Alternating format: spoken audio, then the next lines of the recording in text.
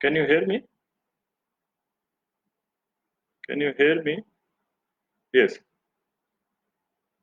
पैफी के इस प्लेटफॉर्म पर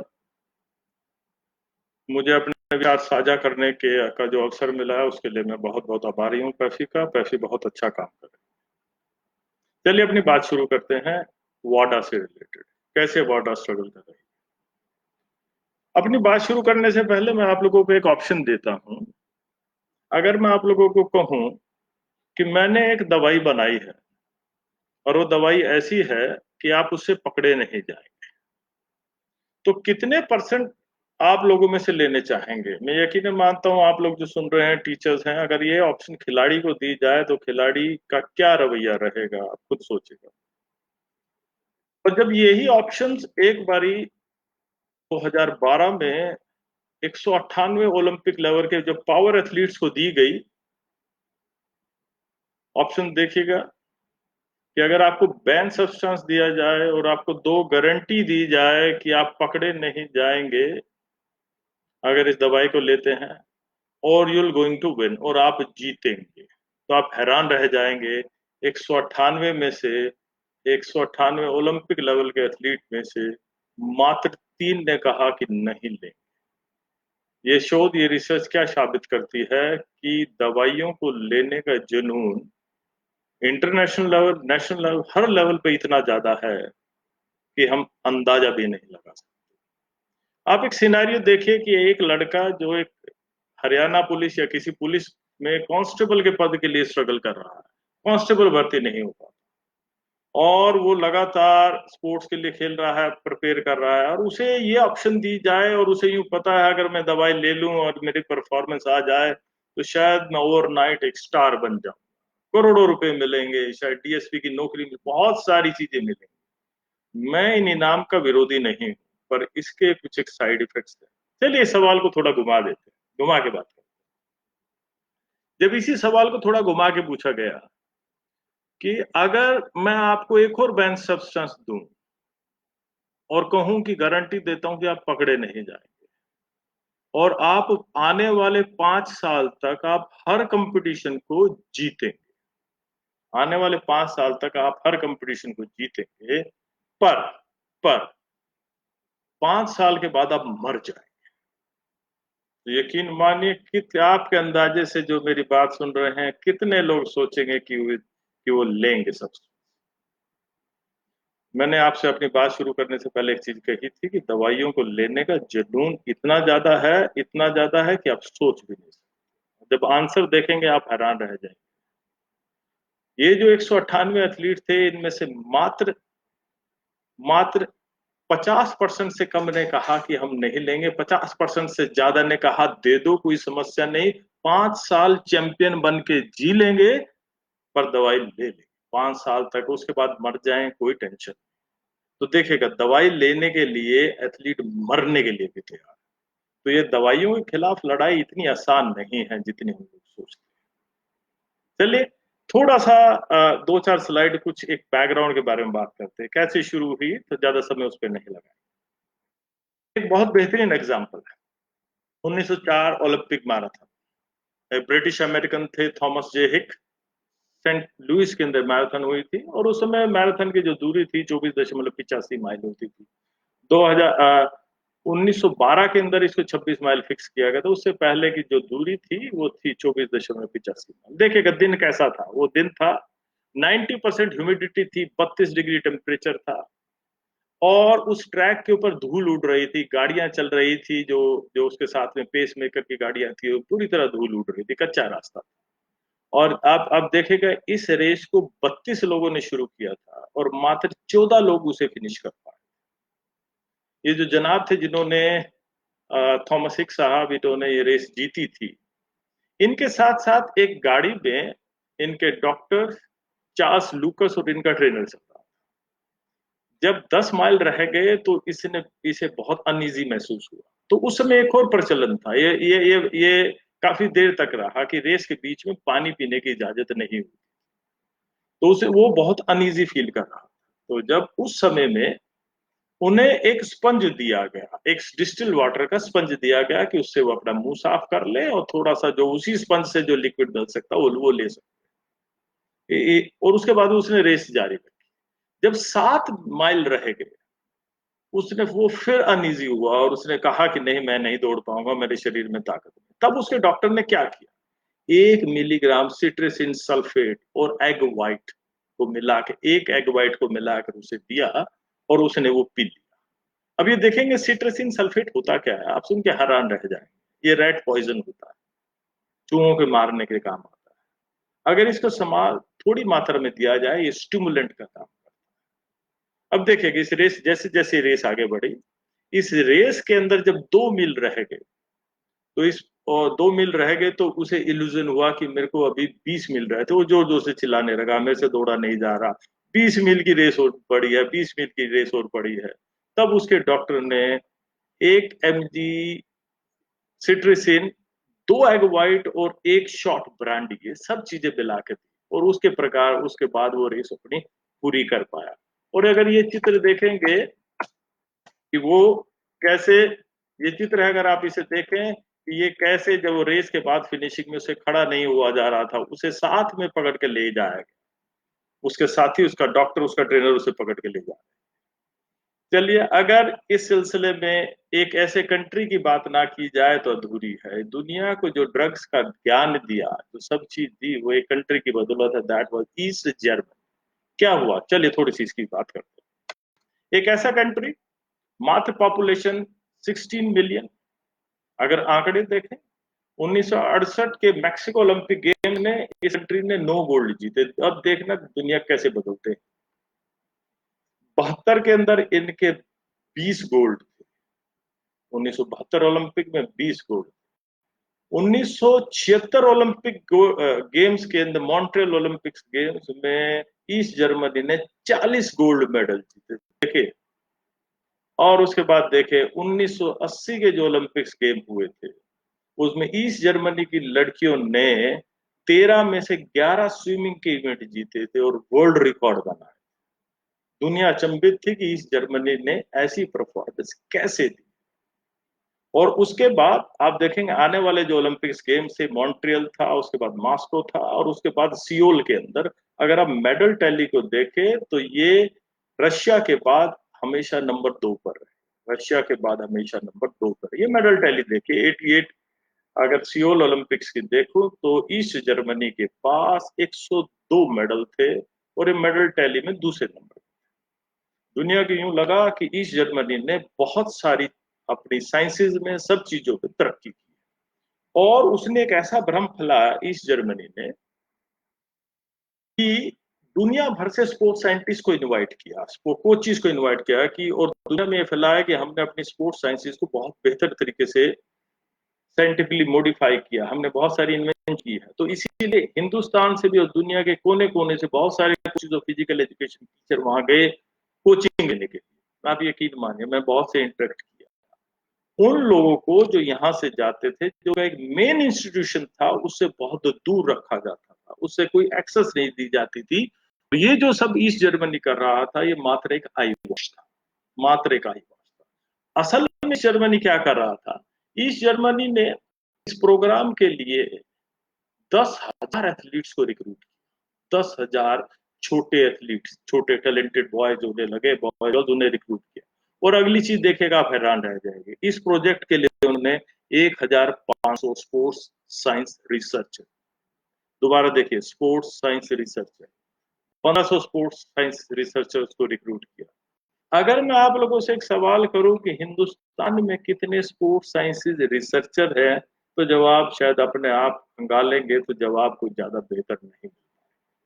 तो फिजिकल एजुकेशन को मैं स्पोर्ट्स साइंस रिसर्चर नहीं मानता, मेरा अपना व्यक्तिगत ओपिनियन। वो स्पोर्ट्स साइंस रिसर्चर हैं जिनका प्योरली काम स्पोर्ट्स साइंस से रिलेटेड रिसर्च करना, जो एथलीट्स के काम।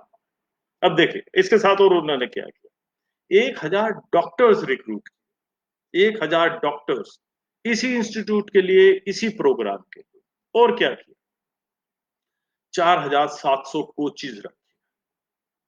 और क्या किया, और 3,000 स्टेसी के एजेंट रखे। स्टेसी जैसे ये स्टेसी क्या है वहां की, जैसे हिंदुस्तान की आईबी है, रिसर्च एनालिसिस विंग है, रशिया के अंदर केजीबी है, अमेरिका के अंदर सीआईए है, उसी प्रकार ये उनकी इंटेलिजेंस एजेंसी थी जो इसे मॉनिटर करते थे कि ये जो हम काम कर रहे हैं ये कहीं दुनिया की नजर में ना आए और दुनिया से सब अंडरग्राउंड चीजें चलती रहे।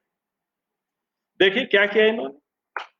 एक फॉर्म थी, इसका नाम था जेनाफॉर्म, और ये क्या थी, ये स्टेट की रन फार्मास्यूटिकल कंपनी थी। ईस्ट जर्मनी में 1950 में इसकी स्थापना हुई थी, और इसे एक टारगेट दिया गया कि आप हमारे लिए एक दवाई बनाए। कैसी दवाई बनाए जो हमारे एथलीट्स को परफॉर्मेंस को बढ़ाने में काम। और इसको प्लान, जो ये प्रोजेक्ट था इसे प्लान दिया गया, इसे नाम दिया गया state plan 14.25 scale shopping for gold. इसका स्टेट का, अब कोई भी फाइल चलती थी जिसके ऊपर लिखा होता तो उसका बजट अलग से अप्रूव हो जाता, तो सब समझ जाते थे ये किस प्रोजेक्ट का, ये सीक्रेट रखा गया। इसके बाद और इस स्टासी की, जैसे मैंने आप लोगों को पहले बताया, उनकी जो सिक्योरिटी, स्टेट सिक्योरिटी एजेंसी थी उसे क्लोजली मॉनिटर करती थी कहीं इसमें कोई गड़बड़ तो नहीं। देखिएगा इस रिसर्च का, इन सब का क्या हाल हुआ 1961 के अंदर। ये सब मेहनत के बाद ये एक पदार्थ तैयार करने में कामयाब हुई, ये सब चीज थी जिसका नाम था 4 हाइड्रो मिथाइल टेस्टोस्टेरोन, और जिसे टर्नाबोल के नाम से बेचा जाता था। ये एथलीट मास लेवल पर इस टर्नाबोल का इस्तेमाल करते थे, और दुनिया को ये दिखाते थे कि हमने साइंसेज में दूसरे क्षेत्र में डेवलपमेंट की, और हम उस बूते पर ये चैंपियनशिप जीते थे। हालांकि सब बिल्कुल नहीं था, वो जीतने के पीछे एक और राज था, दैट वाज टर्नर। एक चित्र देखिए, गजब की फोटो।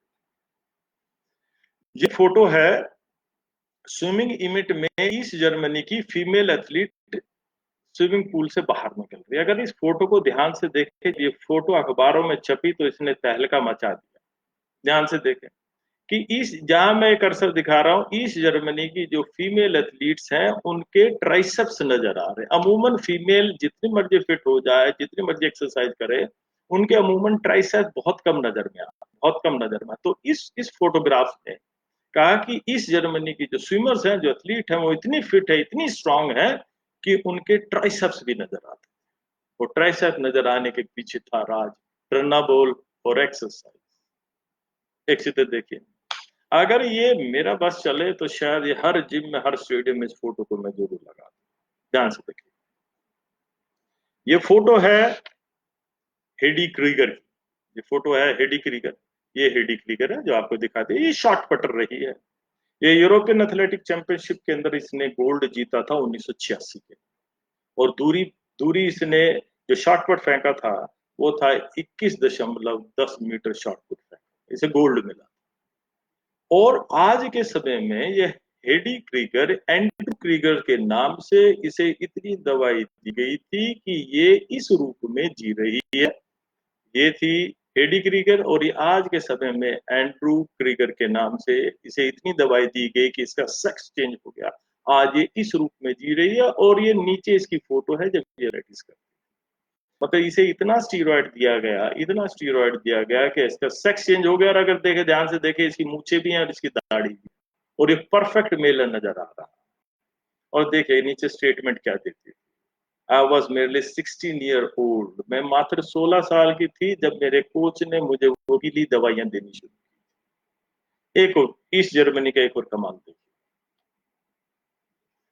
कि हेडी क्रिगर को 19, जिस साल उसने यूरोपियन चैंपियनशिप में गोल्ड जीता था, एक साल के अंदर 1986 के अंदर 2600 mg स्टीरॉयड दिया गया था। दोबारा देख कितना, 2600 mg दिया गया था।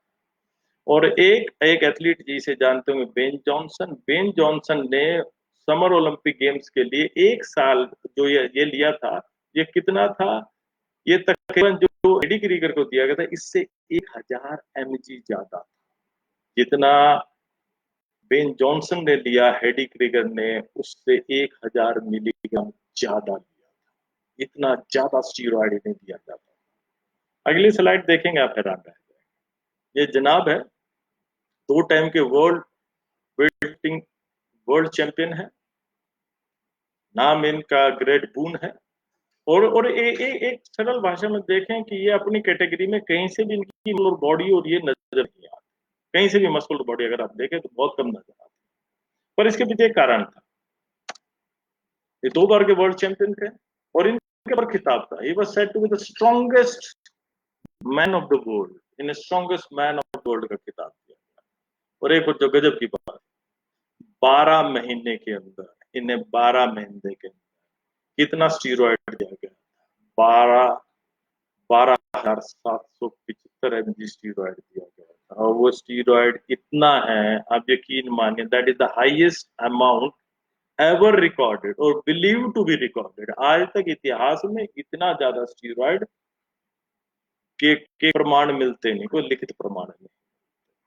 और इसके जब ये स्टीरॉयड की बात सामने आई तो वेस्ट जर्मनी के अंदर एक कहावत मशहूर कि बून ने जितना स्टीरॉयड लिया था, इतना जर्मन जो ब्रीडर्स हैं अपने पूरे बाड़े के अंदर जितने बछड़े रखते हैं उन सबको मोटा करने के लिए इतना स्टीरॉयड दिया जा सकता है। ये उनके लिए सफिशिएंट है जितना सिर्फ एक आदमी ने लिया। चलिए एक और देखें, एक और थोड़ा सा आगे चलते हैं। इन लेडी को अगर आप ध्यान से देखें, नाम फ्लोरेंस ग्रिफिथ जॉयनर। अगर ध्यान से देखें, अगर के बाजू देखें, बाजू को देखें, मसल्स देखें, एक शायद जवान बच्चा भी शर्मा जाए कि कितने स्ट्रॉन्ग मसल्स हैं इसका डेल्टॉइड मसल, ट्राइसेप, बाइसेप्स, और ये हाथों के मसल देखिए, और ये इसके थाई मसल देखिए। ये मशहूर थी। इसको अच्छे नाखूनों का बड़ा शौक, नाखूनों को बड़ी कलाकारी करके। उसके साथ एक और बड़े काम की, आज की तारीख तक भी 100 मीटर और 200 मीटर के जो वर्ल्ड रिकॉर्ड हैं वो इन्हीं के नाम है।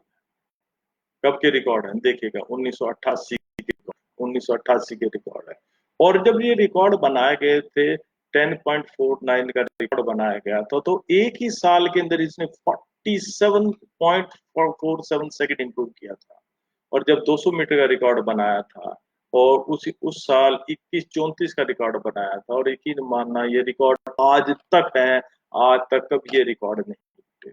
एक और गजब की बात, हमें स्पोर्ट्स साइंसेज में पढ़ाया जाता है कि एथलीट जब एक्सरसाइज करता है, इस लेवल की एक्सरसाइज करता है, तो वो फिजियोलॉजिकली इतना फिट हो जाता है, उसके सिस्टम इतने अच्छे हो जाते हैं, वो बड़ी लंबी जिंदगी जीता है। और आप सुन के हैरान होंगे, फ्लोरेंस ग्रिफिथ जॉयनर एक दिन रात को सोई और ये उठी नहीं। She died due to brain haemorrhage in a quite young age. बाद में बहुत सारी स्पेकुलेशंस आई कि ये स्टीरॉइड्स। एक और देखिए, दुनिया की सबसे बदनाम रेस 1988 की सियोल ओलंपिक्स की 100 मीटर फाइनल, सबसे बदनाम रेस। 8 एथलीट दौड़ रहे थे और उन 8 एथलीट में से नंबर 4 लेन और नंबर फर्स्ट लेन का जो एथलीट था, सिर्फ ये क्लीन थे। बाकी सब जो एथलीट थे उन्हें वो कभी ना कभी डॉप में पकड़े गए थे या उन्होंने कभी डॉप किया। उसमें कार्ल लुइस भी शामिल। एक और चेहरा देखिए, जो एथलेटिक्स को कवर करते हैं, एथलेट्स को जानते हैं और इस चेहरे को जरूर पहचान। ये है मैरियन जोन्स, 2000 सिडनी ओलंपिक्स के 5 मेडल जीतने वाली पहली महिला एथलीट। 3 गोल्ड जीते, 100 मीटर, 200 मीटर और 4x400 मीटर का गोल्ड जीता। 2 ब्राउन्स जीते, 4x100 मीटर रिले और लॉन्ग जंप के अंदर ब्राउन्स जीता। 5 गोल्ड मेडल जीते इस लेडीज 2000 में। अब देखिएगा, 2007 में इस लेडी ने खुलासा किया, एक कंपनी है BALCO, bay area laboratories cooperative. इसके एक ओनर है विक्टर कनेक्ट, ये इसके ओनर है। और इन्होंने इन्होंने विक्टर कनेक्ट और इन्होंने मेरियन जोन्स की फोटो रखी, उसके ऑटोग्राफ। और इनकी कंपनी के पास एक केमिस्ट थे जिसका नाम था पैट्रिक आर्नोल्ड। ये जो पैट्रिक आर्नोल्ड केमिस्ट था, इसकी फर्म के कंपनी ने, इसने मेहनत करके इन्वेंशन करके दवाई बनाई। और दवाई वो क्या थी, आप देखिएगा। वाडा की स्थापना अगर देखे तो 10 नवंबर 1999 में हुई थी। मैरियन जोन्स का उसके पूरे करियर में 160 बार टेस्ट हुआ। आप सुन के हैरान रह जाएंगे, 160 बारी वाडा ने मैरियन जोन को टेस्ट किया। पर वो एक भी बारी पकड़ी नहीं गई। ये दवाई ऐसी आई थी पैट्रिक आर्नोल्ड, थी क्या ये? और ये दवाई थी कि उसने एक दिन 2060 अक्टूबर के अंदर उसने कहा कि उसने दुनिया का मीडिया बुलाया, उसने कहा कि मैं आप लोगों के सामने कुछ कन्फेस करना चाहता हूँ। तब उसने बताया कि मैं एक दवाई लेती थी टेट्रा हाइड्रोजेस्टिनोन, जो द क्लियर के नाम से आती थी, और कौन बनाती थी? बैल को बनाती थी, ये कंपनी बनाती थी। इस कंपनी के द्वारा बनाई दवाई लेती थी, मैं क्लीन नहीं थी, मैंने मैंने दुनिया से झूठ बोला। और इस दुनिया की ये दवाई बनती थी, इस दवाई के जो क्लाइंट थे सारे अमेरिका और यूरोप के अंदर, इस दवाई के, इस कंपनी के क्लाइंट थे, वो लेते थे दवाई यहाँ से। और ये बैल को उन सभी को इस दवाई के इस्तेमाल करके, और ये पकड़ी थी। थोड़ा और आगे बढ़, अगर दुनिया आप आगे समय में डॉपिंग के बारे में कुछ जानना चाहते हैं तो इस शख्स को फॉलो करना शुरू करें। यह होजे स्टिपलेट, एक अनकवर जर्नलिस्ट है जर्मनी से, और जर्मनी ब्रॉडकास्टिंग एजेंसी WDR के लिए काम करता है। इस आदमी ने वाडा को जितनी स्लीपलेस नाइट दी है, जितना परेशान वाडा रशिया को किया है, इसने किया है। अगर रशिया आज डॉपिंग के कारण किसी भी कंपटीशन में पार्टिसिपेट नहीं करा रहा तो सिर्फ इस आदमी के कारण नहीं कर। देखिएगा, सोची ओलंपिक गेम हुए थे, सोची विंटर ओलंपिक गेम के कुछ दिन पहले इसने 5 फरवरी 2011 को एक डॉक्यूमेंट्री दिखाई। उस डॉक्यूमेंट्री के अंदर क्या दिखाया, उसने दुनिया को हिला दिया। जो डॉक्यूमेंट्री क्या थी? इन्हें रशियन इंस्टीट्यूट ऑफ, ये था एक इंटरनेशनल रिनाउंड रशियन साइंटिस्ट है, Russian academy of science Moscow के एक एक एक साइंटिस्ट, ये है उसके साइंटिस्ट से कॉन्टेक्ट साध लिया, और साइंटिस्ट को तैयार कर लिया कि जो आप दवाई बना रहे हैं वो दवाई आप मुझे भी दे दें ट्रायल पर्पस के। वो साइंटिस्ट तैयार हो गया। उस साइंटिस्ट ने कहा कि मैं आपको मॉस्को के मेट्रो स्टेशन पे मिलूंगा, और मिलूंगा नहीं, चलते चलते मैं रेड टी शर्ट में आऊंगा, इस नंबर पिलर के पास आप खड़े हो जाइएगा, मैं जाता जाता आपको दे जाऊंगा। ये वहां खड़ा हो गया, और होजे स्टिपलेट ने क्या किया, सबकी वीडियोग्राफी कर, सब जो टेप, जो कन्वर्सेशन थी, और जो दवाई ली थी, सब चीजों की वीडियोग्राफी की।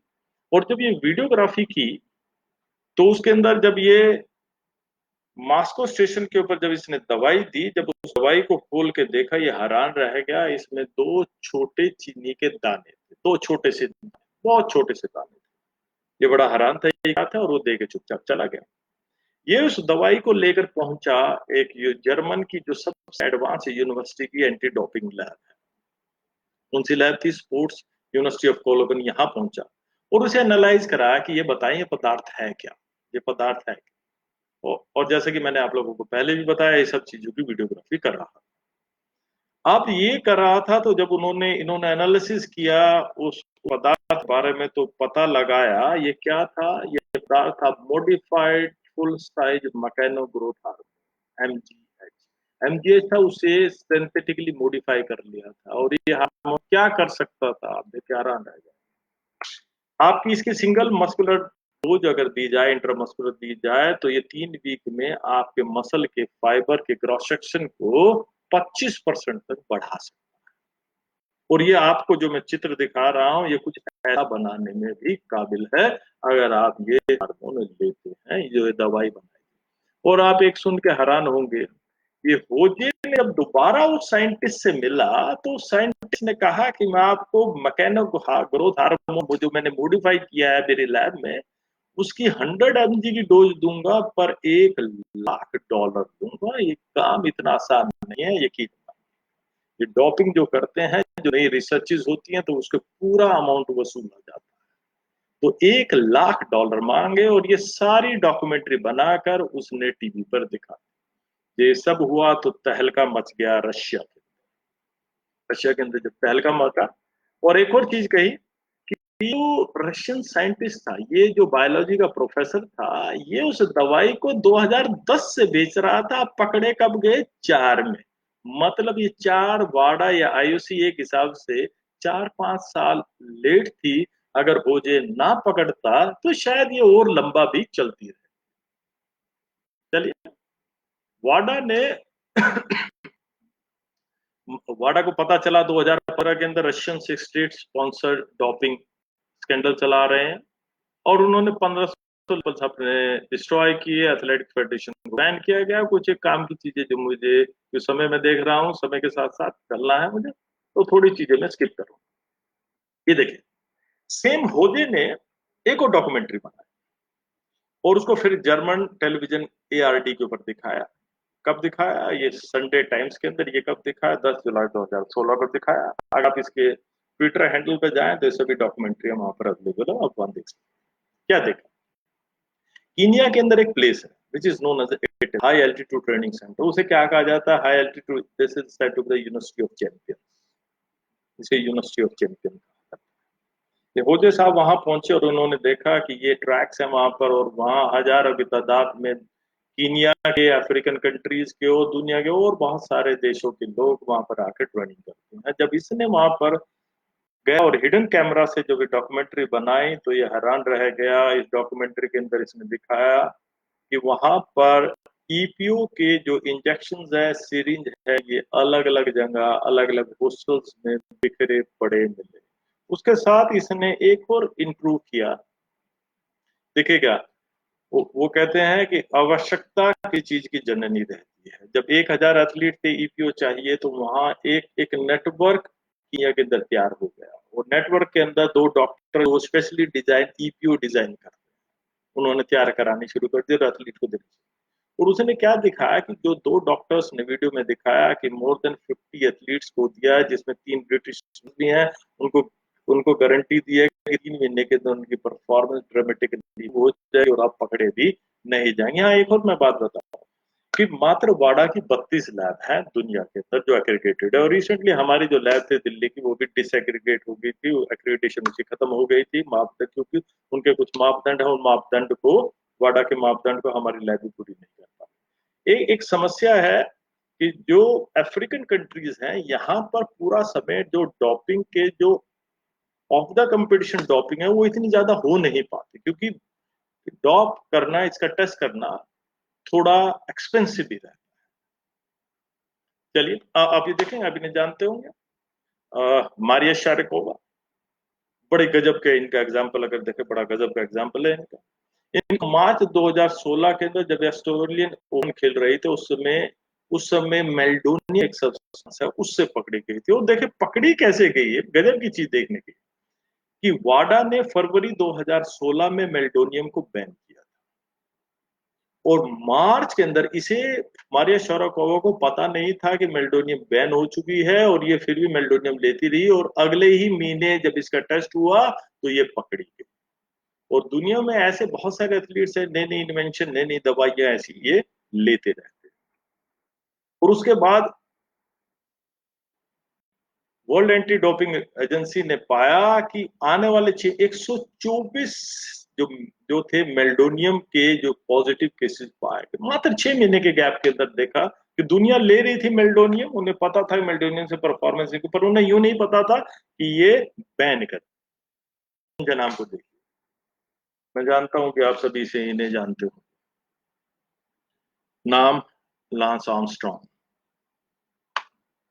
एक दुनिया की सबसे, कहूं तो सबसे ज्यादा इंडोरेंस वाली रेस, टूर डी फ्रांस के लगातार 7 बार चैंपियन, लगातार 7 बार चैंपियन। और चैंपियन भी कब से कब तक? 1999 से लेकर 2005 तक लगातार चैंपियन रहे।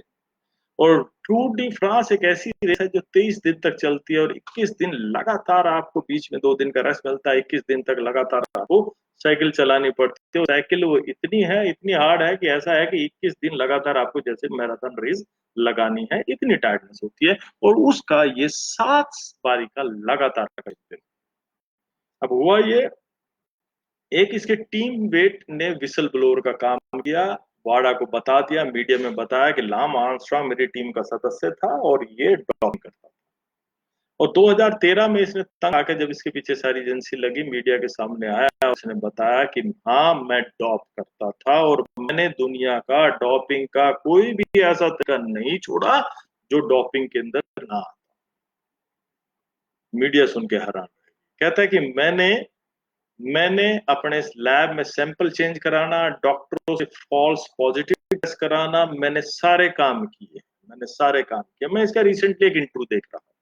उस इंटरव्यू को देख के मैंने हैरान हुआ जब रिपोर्टर ने से पूछा कि अगर आपको अब कहा जाए कि आप डॉप लेंगे तो इसका जवाब सुनिएगा, यूट्यूब पे इंटरव्यू है, इसका सुनिएगा। कहता अगर आज की तारीख में आप मुझसे पूछ रहे हैं कि डॉप लेना चाहिए, मैं कहूंगा नहीं लेना चाहिए। अगर यही सवाल आप 1999 में मुझसे पूछते तो मैं कहता हाँ लेना चाहिए। एक और इसने बड़ी गजब की बात उजागर की कि जब आप स्टार बन जाते हैं तो बहुत सारी जो कंपनियां हैं आपके ऊपर मिलियंस ऑफ डॉलर आपको इंडोर्स में आपको स्पॉन्सरशिप देती है, और जब उन कंपनियां भी वो आपको डोपिंग को हाइड करने में मदद करती है, क्योंकि उन कंपनी को पता है मेरे करोड़ों रुपए इस एथलीट पर लगे हैं, स्पॉन्सरशिप पर लगे हैं। अगर ये स्पॉन्सरशिप डूब गई, अगर ये एथलीट डूब गया, डॉप में फंस गया, तो हमारे करोड़ों रुपए मारे जाएंगे। तो ये कंपनी अपने सीक्रेट फंड्स रखती हैं जो डॉपिंग को मैनेज करती है, और उस डॉपिंग के मैनेजमेंट इसी केस के अंदर सामने आया था। और 2018 के अंदर इसने अपना केस सेटल कर लिया, $5 मिलियन यूएस गवर्नमेंट को देकर अपना केस सेटल किया। चलिए अब बात करते हैं प्यांगोंग 2018 की, जो 9 फरवरी से लेकर 25 फरवरी के बीच में हुआ था।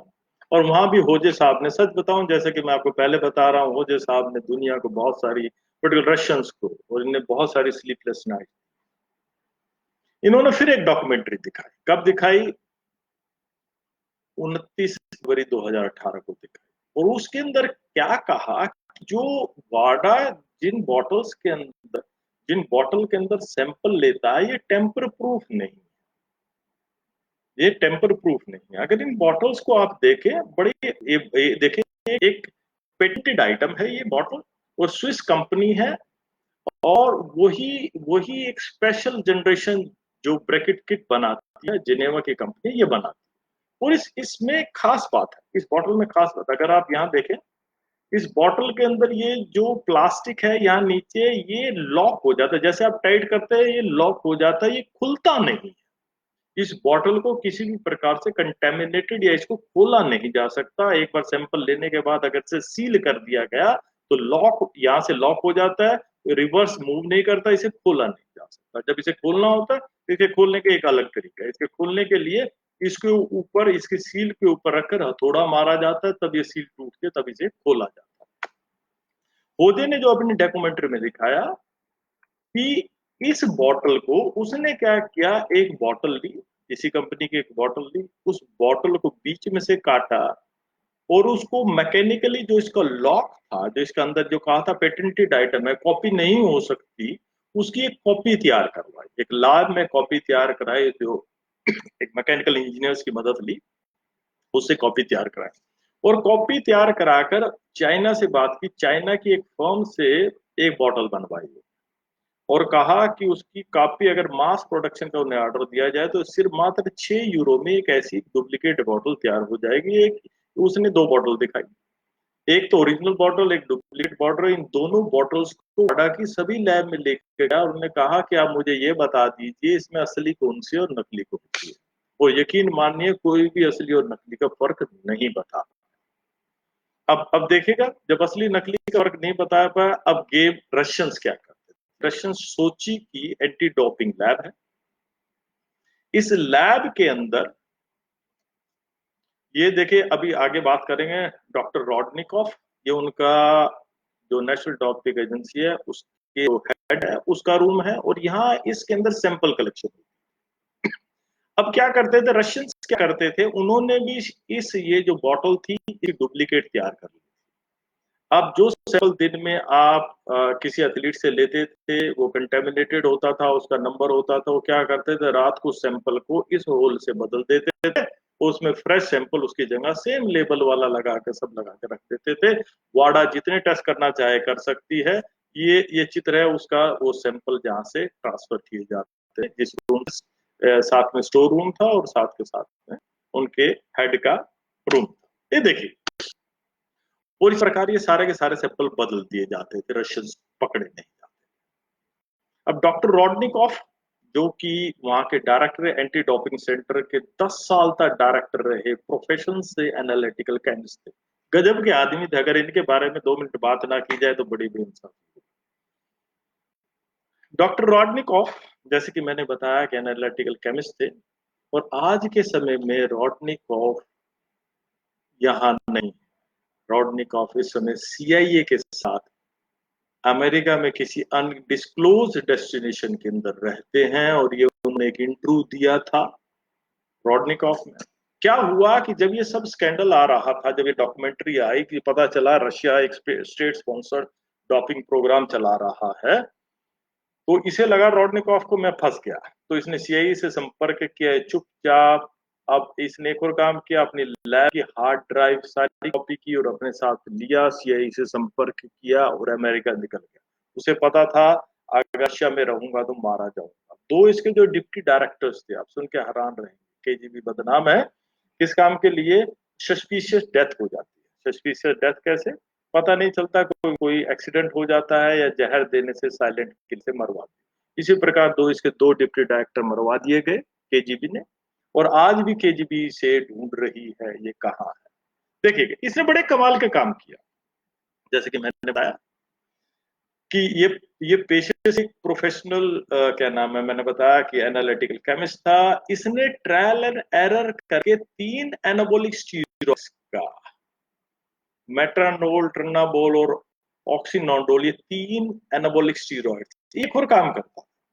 ये अपने ऊपर भी एक्सपेरिमेंट करता था और एथलीट्स पर भी एक्सपेरिमेंट करता था। इसने अपने इंटरव्यू में बताया कि मैं दवाइयों के ट्रायल एंड एरर के बहुत सालों साल ये रहा उस सैंपल्स के साथ, अलग अलग को मिक्स करता, फिर टेस्ट करता, फिर मिक्स करता, फिर परफॉर्मेंस से टेस्ट करता।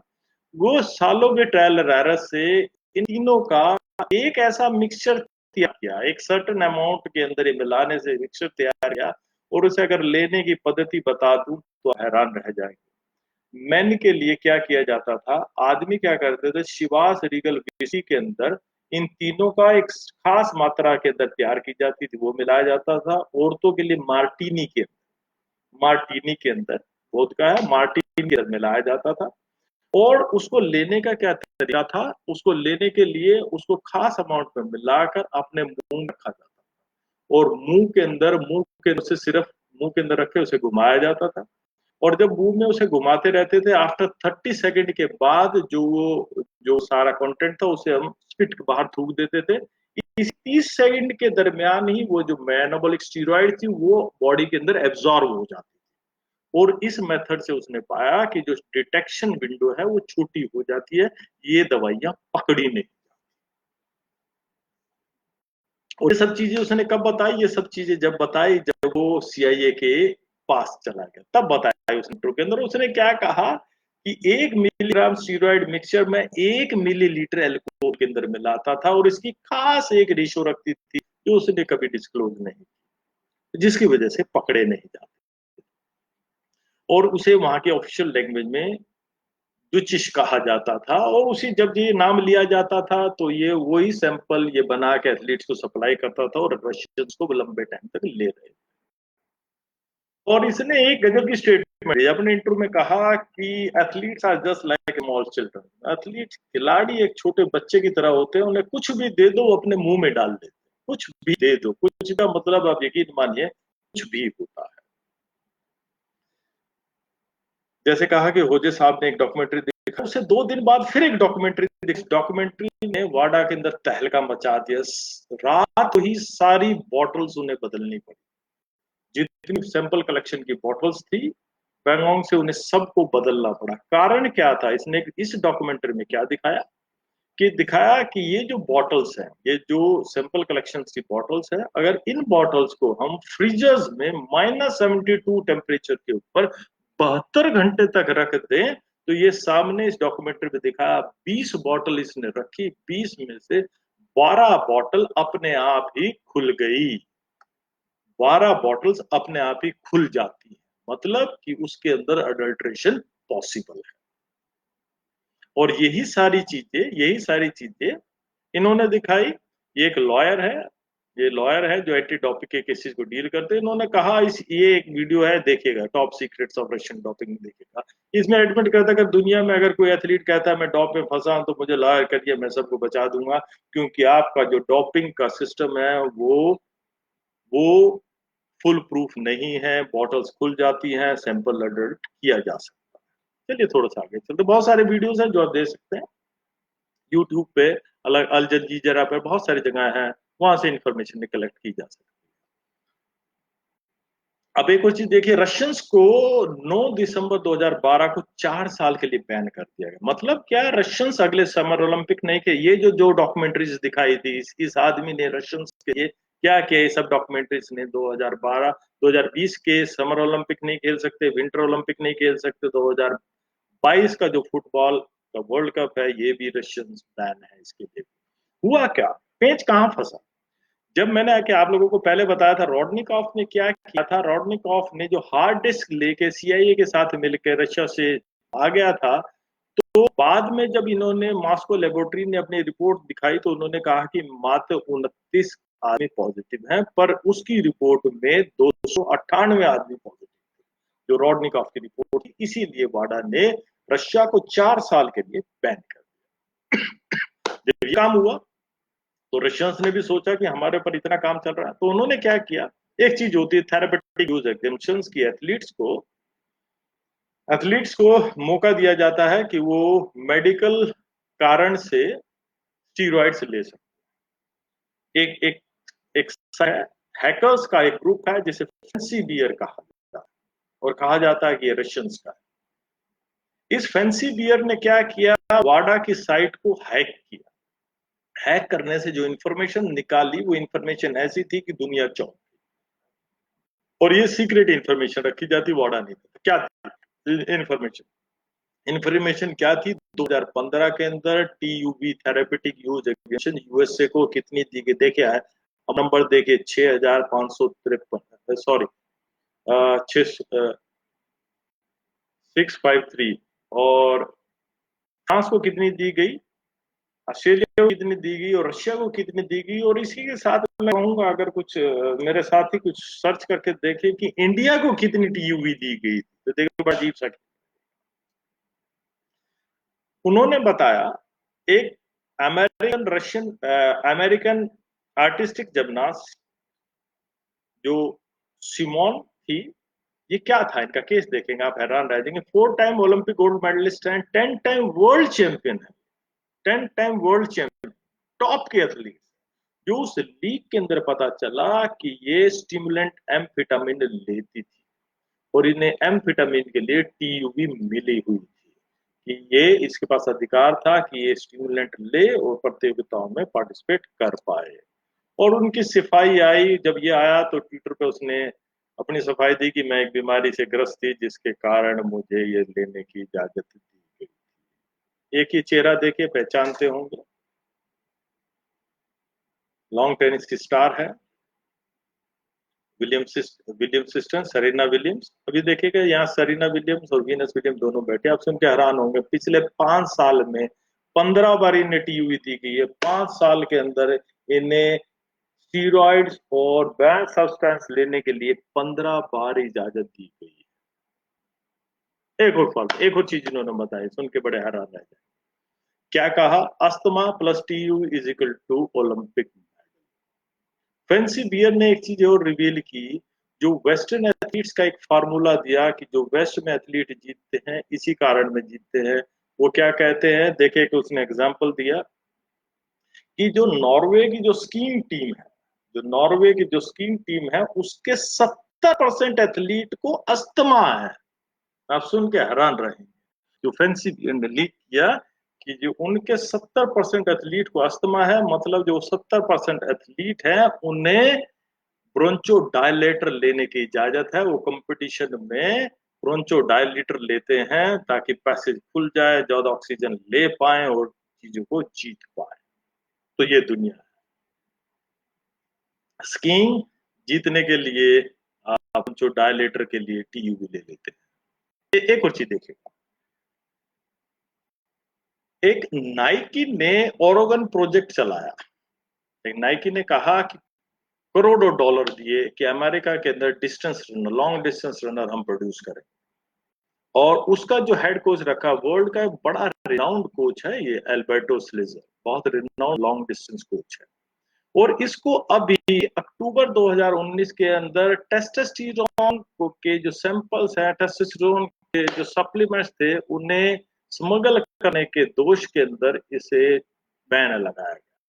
और एक और बड़ी खास बात थी, अगर आप इसकी थोड़ी हिस्ट्री देखें तो आप हैरान रह जाएंगे। इस ओरेगन जो प्रोजेक्ट था, इसके अंदर इन्होंने एंडोक्रोनोलॉजिस्ट रखे जो हार्मोन्स लेवल को बॉडी को क्लोजली मॉनिटर करते हैं। और वो एंडोक्रोनोलॉजिस्ट इसकी सलाह पर एथलीट्स को ड्रग्स दिया करते थे ताकि लॉन्ग डिस्टेंस एथलीट तैयार किए जा सके। जब ये फंसा तो नाइकी ने सारे प्रोजेक्ट को बंद कर दिया। चलिए, अभी रिसेंटली 5 जनवरी को, दुनिया कोरोना में लगी थी, तो 5 जनवरी को होजे स्टिपलर ने, और अब ये अकेला नहीं रहा, इसकी एक बहुत बड़ी टीम बन चुकी है। वो बहुत सारे अंडर कवर एजेंट बन चुके हैं। एआरडी के ऊपर, ये जर्मन के अंदर ये है, और इसके नीचे सब टाइटल इंग्लिश में अब अवेलेबल है, यूट्यूब पे आप देख सकते हैं। Secret doping the Lord of lifters के नाम से एक डॉक्यूमेंट्री दिखाई। उस डॉक्यूमेंट्री के अंदर एक चीज क्या दिखाई कि जो थाईलैंड की एक लिफ्टर है, शिरिपोच, इसने एडमिट किया ऑन कैमरा कि मैंने 2012 के ओलंपिक्स में ब्रॉन्ज मेडल जीता था और मैंने डॉप किया, ऑन कैमरा उसने एडमिट किया। और उसने ये मैडम है, और इसने एक और गजब की चीज की अपनी स्टेटमेंट में क्या कि weight lifter as a 13 year, 13 साल के लिफ्टर को इनकरेज किया जाता है कि आप बैन सब्सटेंस ले परफॉर्मेंस के लिए। आप यकीन मानेंगे अभी, और इसी के अंदर देखो डॉक्टर, कुछ एक हाईलाइट उस डॉक्यूमेंट्री के आप सामने रख रहा हूं कि उन्होंने कहा कि पिछले 10 साल के अंदर 450 ऐसे world champion Olympic weight lifters थे जो सीधे पोडियम पे पहुंचे, कभी उनका आउट ऑफ कंपटीशन एक बारी भी टेस्ट नहीं किया। आप हैरान रह जाएंगे, आप हैरान रह जाएंगे। और इन सब चीजों के पीछे एक आदमी, थेमस एजाज, ये प्रेसिडेंट है इंटरनेशनल वेट लिफ्टिंग फेडरेशन। अगर देखेंगे तो मैं जब की हिस्ट्री देख रहा था, मुझे बड़ा अजीब लगा, बड़ा बड़ा इनका जो कैरियर था, बड़ी चौंकाने वाली चीजें सामने आई। थॉमस एजान क्या करते थे, इन्होंने स्विस बैंक में अकाउंट खोल रखे, दो इनके पास अकाउंट है स्विस बैंक के अंदर, पर्सनल अकाउंट है। और इनको फ्रॉड पाया गया कि हेल्पिंग सिस्टमेटिक डॉपिंग के फ्रॉड का इसको पार्टनर पाया गया इसी डॉक्यूमेंट्री के अंदर। ये फिजिकल एजुकेशन टीचर रहे बुदापेस्ट यूनिवर्सिटी के अंदर, 1964 के अंदर कोचिंग डिप्लोमा। और एक और गजब की चीज देखिए, इनका कभी वेट लिफ्टिंग के साथ कोई वास्ता नहीं रहा। इन्होंने डिप्लोमा किया है फुटबॉल के अंदर और जिम्नास्टिक के अंदर। जब खेलते थे तो इन्होंने फुटबॉल, याचिंग, बास्केटबॉल जैसी टीम और जिम्नास्टिक के अंदर पार्टिसिपेट किया था। वेट लिफ्टिंग से इनका दूर दूर तक कोई वास्ता नहीं रहा।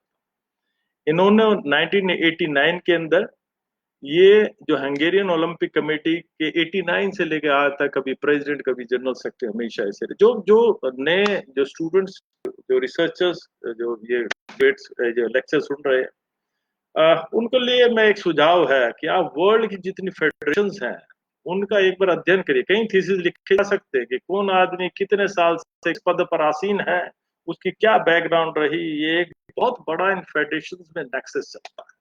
तो अगर देखें आईओसी क्या है, ये आईओसी एक नॉन गवर्नमेंटल ऑर्गेनाइजेशन है, इस पे किसी गवर्नमेंट का कोई कंट्रोल नहीं है। कुछ एक बिग बॉस, अगर आप ये देखें अजान भाई साहब को, ये पिछले 50 साल से, आप हैरान रह जाएंगे, पिछले 50 साल से इस फेडरेशन पे काबिज है, और पिछले 20 साल से तो इस फेडरेशन के प्रेसिडेंट। और ये और एक और गजब की बात, वाडा जब बनी थी तो उसके जनवरी जब बनी थी, जनवरी 2000 से उस वाडा के ये बोर्ड मेंबर है। तो ये गेम कुछ अलग है। चलिए अब एक और चीज देख, चलिए थोड़ा सा आयुर्वेदिक की चीज के बारे में बात की। 2012 में स्विमिंग वर्ल्ड चैंपियनशिप हुई थी। उसमें उस चैंपियनशिप में चाइना के फीमेल स्विमर्स ने वर्ल्ड रिकॉर्ड तोड़े थे। जब वो वर्ल्ड रिकॉर्ड तोड़े गए थे तो उनके कोच से एयरपोर्ट पे जब एक पत्रकार ने पूछा कि भाई आप क्या चीज खिलाते हैं, आपके एथलीट इतना अच्छा क्यों परफॉर्म कर, जब देखा तो उसने कहा कि मैं यर्शा गुम्बा विद अ टर्टल ब्लड इनके सामने, यर्शा गुम्बा, यर्शा गुम्बा जिसे कीड़ा जड़ी बोलते हैं, आगे मैं बताता हूँ क्या चीज है, टर्टल को ब्लड के सूप के साथ देता हूँ, इससे मेरे खिलाड़ियों की परफॉर्मेंस इंप्रूव हुई। जब ये कहा गया तो दुनिया में तहलका मच गया। यर्शा गुम्बा क्या होती है, इसे बायोलॉजिकल गोल्ड, यर्शा गुम्बा, कीड़ा जड़ी, कैटरपिलर फंगस, बहुत अलग अलग नामों से जाना जाता है। अगर ये देखें आप हैरान रहेंगे क्या चीज है और इसका रेट किस रेट में दुनिया में मिलती है, तो हमें हैरान रहेंगे। यर्शा गुम्बा ये क्या है, कैटरपिलर, अगर ये देखें, अगर आप ये देखें ये कैटरपिलर है, ये एक कैटरपिलर है, एक कीड़ा है, और इस कीड़े को एक फंगस लगती है जो इसके मुंह में से निकल के जमीन से ऊपर निकलती है। और ये कहाँ मिलता है, जमीन में क्या नाम है, 4,000 से लेके 5,000 मीटर की हाइट के ऊपर। मोस्ट प्रोबेबली इतने ऊंचे पहाड़ इंडिया और नेपाल में है, इंडिया नेपाल वाले एरिया में ये मिलता है। और इसको ढूंढना बहुत मुश्किल रहता है क्योंकि इसका सिरा बहुत छोटा सा ऊपर से दिखाई देता है, बहुत छोटा सा ऊपर से दिखाई देता है। और इस दवाई को कहा गया, चाइनीज मेडिसिन, इसको कहा गया है बायोलॉजिकल गोल्ड। अगर इस दवाई के अंदर कहा जाता है कि इसके अंदर इतनी ताकत है कि मरे हुए सेल्स को भी जिंदा कर देती है, तो जब जब वो, जैसे मैंने कहा, डिमांड एंड सप्लाई का एक बेसिक फार्मूला है। और अगर इस दवाई की आप कीमत देखें, 1980 के अंदर ये दवाई तकरीबन 3,000 किलो मिलती थी, और आज ये दवाई तकरीबन 1 करोड़ रुपए किलो मिलती है। अच्छी क्वालिटी की जो यशा गुम्बा है उसकी अगर 1 तोले सोने की बात करूं, अगर 45,000 रुपए तोला सोना है, तो अगर 1 तोले यशा गुम्बा की बात करूं तो 1 तोले से 4 गुना ज्यादा, तकरीबन 2 लाख रुपए तोला इसका रेट है। और इंटरनेशनल मार्केट में उपलब्ध नहीं है अच्छी क्वालिटी। जैसे कि मैंने बात किया, क्या कुछ देख रहा था, यशा गुम्बा वो नेचुरल जो कैटरपिलर बनता है उसको बनने में साल लगता है, 1 साल से ज्यादा समय लगता है, बर्फ पड़ती है, वो इन्वायरमेंट बनता है। तो आज के समय में जब मैं प्रेजेंटेशन बना रहा था मैं हैरान रह गया, आजकल इंडिया में इसकी फार्मिंग भी शुरू कर दी है। देखें ये यर्शा गुम्बा, और ये सस्ती यर्शा गुम्बा तकरीबन 3 लाख रुपए किलो के करीब हमारे पास बहुत सारे फार्मर्स ने इसकी फार्मिंग शुरू कर दी, आर्टिफिशियल रूप से ये शुरू कर दी, ये उपलब्ध है। जैसे मैंने कल आपको कहा था, मैं कुछ एक आयुर्वेद दवाइयों के बारे में बात बताऊंगा आप लोगों को। अगस्त 25 2014 था, हिंदू के अंदर एक आर्टिकल छपा। क्या था आर्टिकल था, अंडर हर्ब, एक DRDO, defence research development organisation जो हमारी है, जो अलग अलग मिसाइल बनाती है, सब चीज बनाती है, गन्स बनाती है, उसकी एक ब्रांच है। कौन सी है, defence institute of higher altitude research, जिसको डीआर के नाम से बोलते हैं, ये ले में है। इसने पाया एक खास दवाई जिसको बोलते सोलो, रोहितोलो, और इंग्लिश में बोला जाता है उसे रोहितोलो, इसकी इजाद की है। ये कुछ ऐसी दवाई, ये क्या करती है, और इसको क्या टॉनिक हर्ब के लिए कुछ ऐसे दिखती है, और ये हायर हिमालयन रीजन में ही पाई जाती है। और इसमें क्या है, इसको हर्बल टॉनिक के नाम से जाना जाता है। और ये क्या है, ये अगेन मैंने कहा कि चाइनीज मेडिसिन है, और इसके अंदर क्या है, इसकी गोल्डन रूट्स होती है। इसके ऊपर जब स्टडी की गई, जो अध्ययन किए गए, उसमें क्या पाया कि इंडोरेंस परफॉर्मेंस, अगर 200 mg इस दवाई को लिया जाए ट्रेनिंग से आधा घंटा पहले या 1 घंटा पहले लिया जाए, तो ये इंडोरेंस परफॉर्मेंस को इम्प्रूव कर देती है। कैसे, क्योंकि ये क्या करती है, पल्मोनरी वेंटिलेशन को बढ़ा देती है। और ये दवाई आज के समय में हमारा जो डीआर का सेंटर है, डीआरडीओ का, वहां पर ये दवाई तैयार करते हैं। और इसके अंदर एक और चीज, एक और रिसर्च जब मैं ढूंढा था मुझे मिली, एक होता है परसीव एक्सर्शन, कि जो हम महसूस करते हैं एक पर्टिकुलर वर्कलोड पे मैं कितनी अपने आप को थका हुआ महसूस करता हूँ। एक स्टडी 2014 में एक स्टडी की गई, उसमें पाया कि जब 10 मेल्स को 3-3 घंटे की 2 बार साइकिलिंग कराई गई, और उन्हें सप्लीमेंट किया गया, 3 मिलीग्राम उनके बॉडी वेट का सप्लीमेंट किया गया, तो पाया गया, तो उनकी जो एक पर्टिकुलर लोड के ऊपर जो थकान महसूस कर रहे थे प्लेसिबो से, अगर ये देखें कि जो इस लोड के ऊपर 30 मिनट के अंदर जब ये दवाई ये सोलो ली थी तो उसके अंदर थकान का लेवल ये था, जब ये प्लेसिबो लिया तो उसको ये था। काफी इफेक्टिव दवाई है, इसके ऊपर रिसर्च की जा सकती है, बहुत सारे शोध किया जा सकता है। साथियों, जैसे मैं एक और बताऊं आप लोगों को, हिंदुस्तान में हर्बल मेडिसिन का बहुत बड़ा खजाना है, इसके ऊपर कभी भी सिस्टमैटिक रिसर्च स्पोर्ट्स के हिसाब से नहीं की। अभी मैं रिसेंटली देख रहा था अश्वगंधा के ऊपर, अश्वगंधा के ऊपर जब मैं सर्च कर रहा था, तो अभी एक रिसेंटली एक बहुत रेप्यूटेड जर्नल में स्पेन के कुछ एक ऑथर्स है, उन्होंने मेटा एनालिसिस, एक न्यूट्रिशन नाम का जर्नल है, अभी रिसेंटली है, पिछले 15-20 दिन पहले छपा था। उसके अंदर उन्होंने मेटा एनालिसिस करके बताया, तो पाया दुनिया में मात्र 2 ऐसी रिसर्च हुई है अश्वगंधा की स्पोर्ट्स परफॉर्मेंस पर। और उसमें से सच बताऊं तो एक रिसर्च मेरी भी थी, एक मेटा एनालिसिस मैंने भी किया था कि अश्वगंधा को लेने से VO2 मैक्स पर क्या प्रभाव पड़ता है।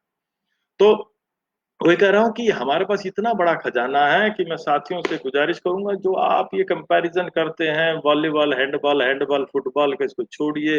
आयुर्वेदिक मेडिसिन है, इनके ऊपर रिसर्च करिए। जब रिसर्च करके और गुजारिश करूंगा कि आप अपनी यूनिवर्सिटी की जो एथिकल कमेटी है उससे परमिशन जरूर लीजिएगा। और आप अकेले मत लीजिए, आपके यूनिवर्सिटी के अंदर अगर फार्मेसी डिपार्टमेंट है उसे अपने साथ एसोसिएट करिएगा, तो आपकी रिसर्च को ज्यादा ऑथेंटिक माना जाए। चलिए, एक और दवाई जिसका नाम है सी बकथॉन, ये भी दियार ने बनाई, और ये भी हाई रीजन में मिलती है, ये हिमालय और उत्तराखंड रीजन में। ये दुनिया का एकमात्र ऐसा फ्रूट है जिसमें ओमेगा 7 फैटी एसिड मिलता है, और इसके अंदर इतने विटामिन, ओमेगा के जितनी फैटी एसिड की जितनी वैरायटी, सब इस फ्रूट के अंदर उपलब्ध है, जितने विटामिन सब उपलब्ध है।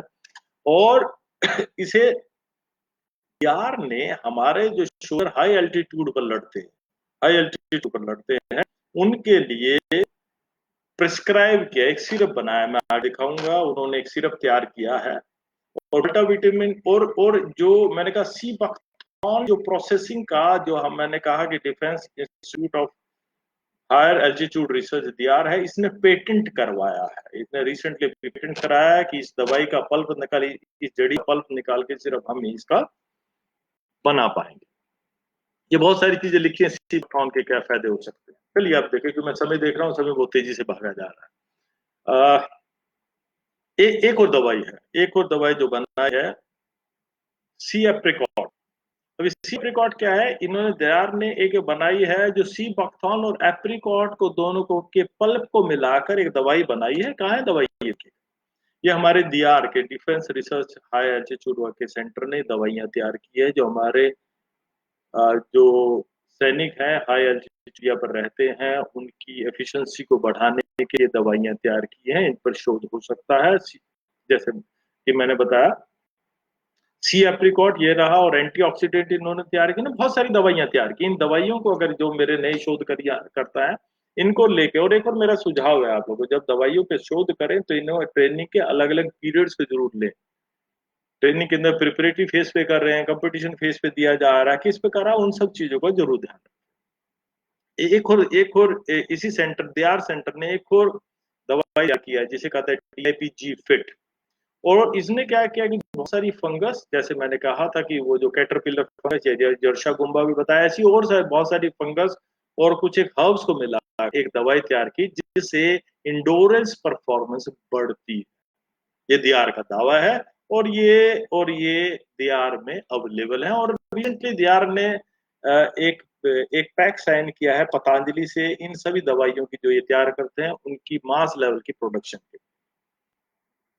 एक और दवाई है एंटी स्ट्रेस DIP-91, ये भी दियार ने तैयार किया। ये सभी एंटीऑक्सीडेंट प्रॉपर्टीज है, इंडोरेंस बढ़ाती है, एग्जाइटी को कम करती है। ऐसी बहुत सारी दवाइयां हैं, आप दियार की वेबसाइट पे जाएं तो बहुत सारी ऐसी दवाइयां मिलेंगी जो हर्बल मेडिसिन उन्होंने फिजिकल परफॉर्मेंस, ह्यूमन की फिजिकल परफॉर्मेंस को इम्प्रूव करने के लिए बनाई है। और एक और सबसे बड़ी बात है कि इनका कोई साइड इफेक्ट नहीं है, नॉन टॉक्सिक है, and free from heavy metal associated to toxicity से ये फ्री हैं दवाइयां, जो हमारे सेंटर दियार ने बनाई।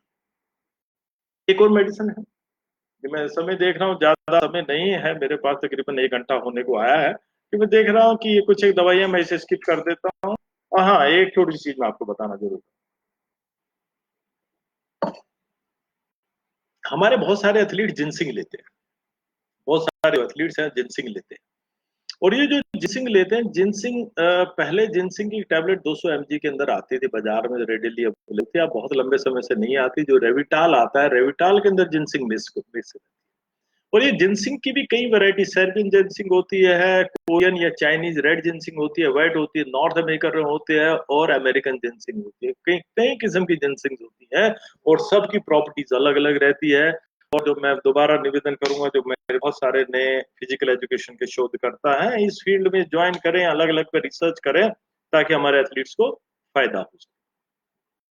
अब चलिए इंडियन एथलीट्स की थोड़ी बात कर लेते हैं। अब तक तो बात कर रहे थे अंतरराष्ट्रीय लेवल की, इंडियन एथलीट्स के बारे में बात कर लेते हैं। एक 25 नवंबर 2011 को एक केस चल रहा है, एक केस रहा है दिल्ली हाई कोर्ट के, लिस्ट सबमिट की थी डॉग ऑफेंडर्स की, कि 1991 से लेके 2001 तक जो संख्या है 257 की, और 2001 से लेकर 2008 तक कितने थे, उसके अंदर थे 301 एथलीट थे। एक सील इनवेलप के अंदर एक रिपोर्ट सबमिट की थी, ये एथलीट जो पॉजिटिव पाए गए थे।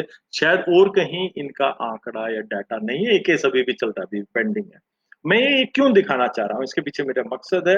मैं मानता, मेरा ऐसा व्यक्तिगत मानना है कि हिंदुस्तान में एथलीट में एक बहुत बड़ी समस्या है, डोपिंग की बहुत बड़ी समस्या है।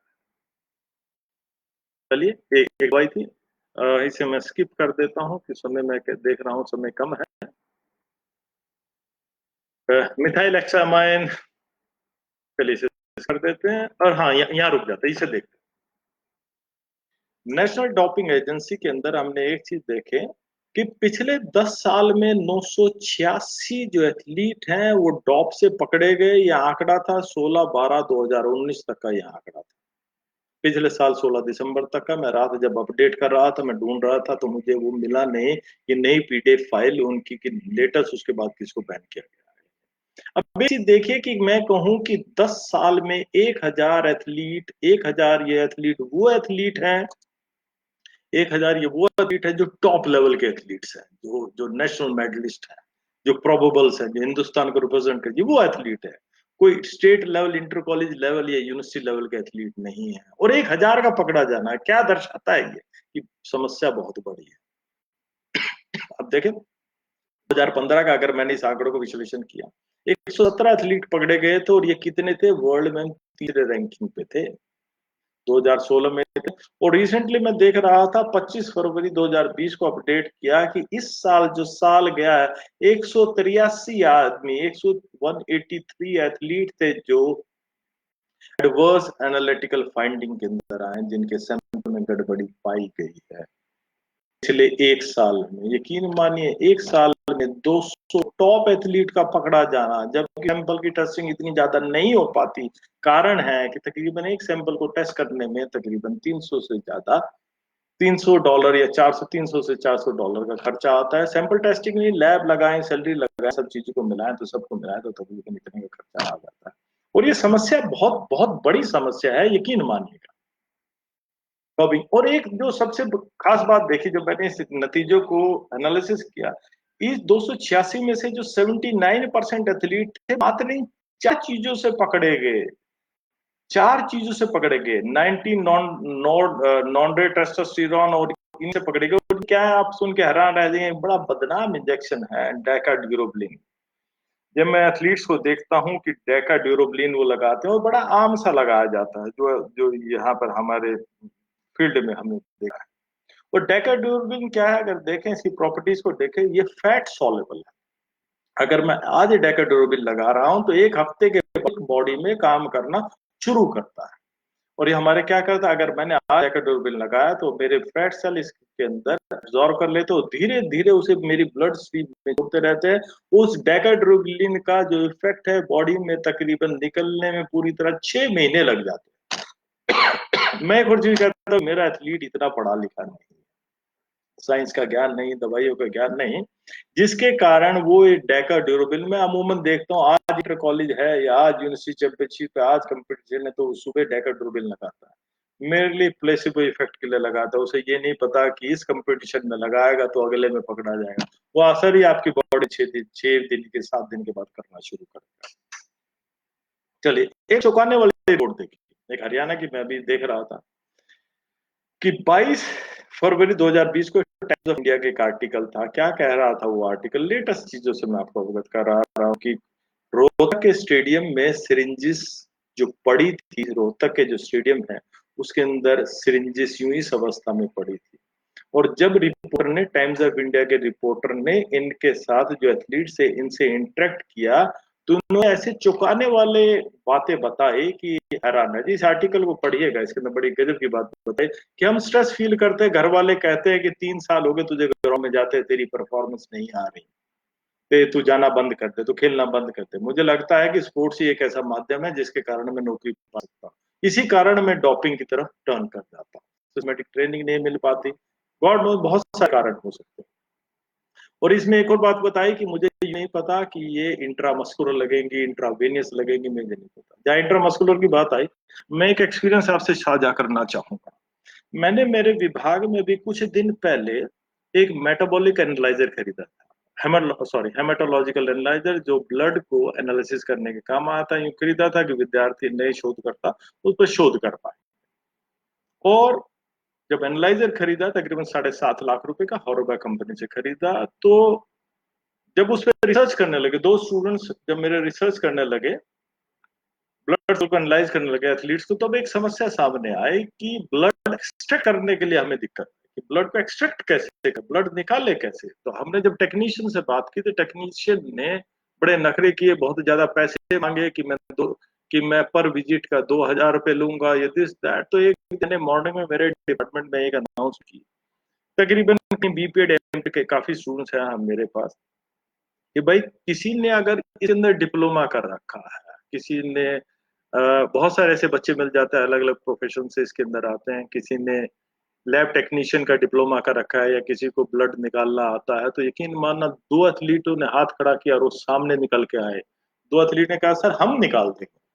मैं बड़ा हैरान था, मगर आप निकाल दोगे? चलो ठीक है, निकाल के दिखाओ। तो हमने सिरिंज दी, उसने, वो ही वाज सो परफेक्ट, उसने पटाख से 1 सेकंड के अंदर, जैसे प्रोफेशनल निकालते हैं ब्लड, के मुझे दे दिया। वाह यार, तू तो बड़ा अच्छा निकाल सकता।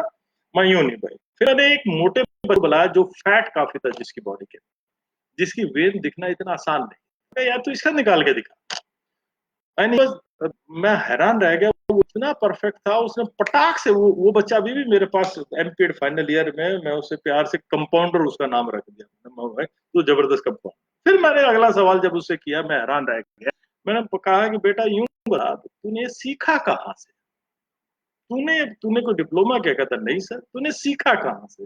जो अगले शब्द उसने, मैं हैरान रह गया। मैं बहुत सारी चीजें जानता था, उन शब्दों ने उसे इंडोर्स किया। कहता सर मैंने ये साई हॉस्टल में सीखा, मैं लंबे समय तक साई हॉस्टल में रहा हूँ, और वहां मैंने हजारों की तादाद में इंट्रामस्कुलर और इंट्रावेनस इंजेक्शन लगाए हैं अपने साथियों एथलीट्स को, और अपने, और वहीं से मैंने ये महारत है, वहीं से मैंने महारत। यकीन मानिएगा, सच्चाई आप लोगों को, ये सच्चाई है। और हॉस्टल्स के अंदर, साई के अंदर क्या होता है, तो मैं इस पर ज्यादा नहीं बोलना चाहूंगा, आप ही को पता। मैंने एक सर्वे किया साई हॉस्टल के लिए। चलिए एक इसी सिलसिले में एक और एग्जाम्पल देता हूँ। मेरे पास एक यूजीसी का प्रोजेक्ट था, जिसमें मुझे यूजीसी से पैसे मिले थे कि मैं, मेरा शौक है टेस्टोस्टेरोन पे काम करने का। एक प्रोजेक्ट मैंने लिया था डिजिटल फिंगर रेशो के ऊपर, और फिजिकल डिजिटल फिंगर रेशो का टेस्टोस्टेरोन हार्मोन्स का क्या कोरिलेशन।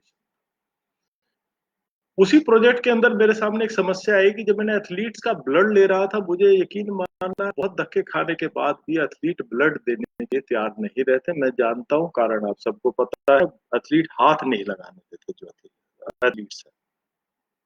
तो मैंने एक अलग तरीका निकला। मैंने एक दिन टेक्नीशियन को सुबह बुला लिया 6 बजे, और सुबह मेरे जो एमपीएड के सारे बच्चे थे, एक्टिविटी आते थे, मैंने एक लाइन से उन्हें खड़े कर लिया, सब लाइन से खड़े हो जाओ, सबका 2-2 ml ब्लड निकालो, क्योंकि मेरे पास अच्छे एथलीट मेरे डिपार्टमेंट में हमेशा रहते हैं, मेरे एमपीएड के विद्यार्थी रहते हैं, परफॉर्मेंस लेवल काफी ठीक ठाक रहता है।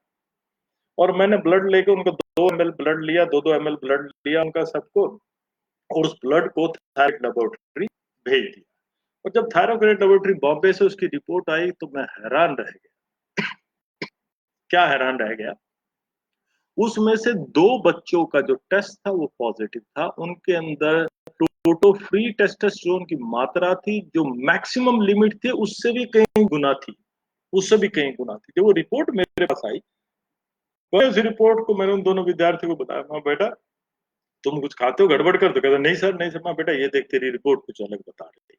उसमें गजब की एक मैं जो अलग बात क्यों ये किस्सा बता रहा हूँ कि ब्लड के अंदर टेस्टोस्टेरोन दो तरीके से रहता है, एक टोटल टेस्टोस्टेरोन और एक फ्री टेस्टोस्टेरोन। जो टोटल टेस्टोस्टेरोन रहता है वो फैट हार्मोन के साथ कंबाइन करके ब्लड में घूमता रहता है, तो खास काम कुछ नहीं। पर जो फ्री टेस्टोस्टेरोन रहता है वो सबसे काम का रहता है। और दोनों सैंपल में खास बात थी, एक का टोटल टेस्टोस्टेरोन ज्यादा था और एक का फ्री टेस्टोस्टेरोन ज्यादा था। मतलब जिसका फ्री टेस्टोस्टेरोन ज्यादा था वो सही दवाई खा रहा था, जिसका टोटल ज्यादा था वो सही दवाई नहीं खा रहा था, तो इतना इफेक्ट नहीं कर रही। चलिए और मैंने जब उसे कहा, मैं बेटा क्यों लेते हो तुम दवाई, तुम मास्टर्स में पढ़ रहे हो, क्या जरूरत पड़ी तुम्हें दवाई लेने? उन्होंने बड़ा सर मुझे पता मैं 1 महीने दवाई खाऊंगा मेरी इंटरेस्ट में पोजीशन आ जाएगी, 2 से 2.5 लाख रुपए मिलेंगे मुझे, क्या माड़ा सौदा है सर, 1 महीने दवाई खाने से 2.5 लाख रुपए अगर मुझे मिलते हैं तो क्या गलत है? तो शायद मेरे पास कुछ जवाब नहीं। मैं समय देख रहा हूँ 1 घंटा 10 मिनट हो चुका है और मेरे पास शायद तकरीबन 80 से 90 स्लाइड्स और है जो मैं आपसे शेयर करना चाहूँ। देखते हैं। पीयूष जी मुझे बताते रहिएगा कि मेरे पास समय कितना है। मैंने ऐसा किया हरियाणा के साई हॉस्टल्स के, मेरे साई हॉस्टल के अंदर मैंने मेरे स्कॉलर को भेजा कि भाई आप पता करो, एक मैंने क्वेश्चन तैयार किया कि उनसे बातचीत करो, क्वेश्चन भरवा के लेके आओ। और क्वेश्चन कहा कि वर्बली अगर बात करो तो ज्यादा बढ़िया, नहीं तो और अकेले में बात करना, एथलीट वैसे ही जल्दी इन्फॉर्मेशन नहीं देता। तो क्या पूछे, कुछ एक सवाल आपके सामने। एक और पूछा कि क्या आपका कोच कभी आपको डोपिंग के बारे में बताता? यकीन मानने 81% ने कहा कि कभी नहीं बताता, वो बस सिंपल यूं कहता सर कहता है। और एक 4% ने कहा कि मुझे मेरा कोच हमेशा मुझे बताता भाई दूर है ये लेना है।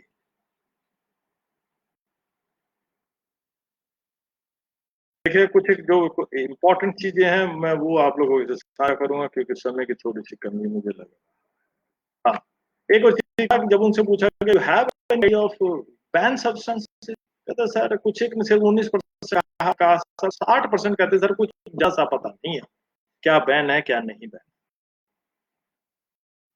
तो जब मैंने सवाल पूछा, सवाल को थोड़ा घुमा के पूछा, do you think your fellow athlete are taking ban substance, यकीन मानिए देखे सवाल को सीधा पूछने के बजाय कि हाँ सर मुझे लगता है कि मेरे साथ वाला है वो कुछ गड़बड़ करता है, मुझे लगता है ऐसा।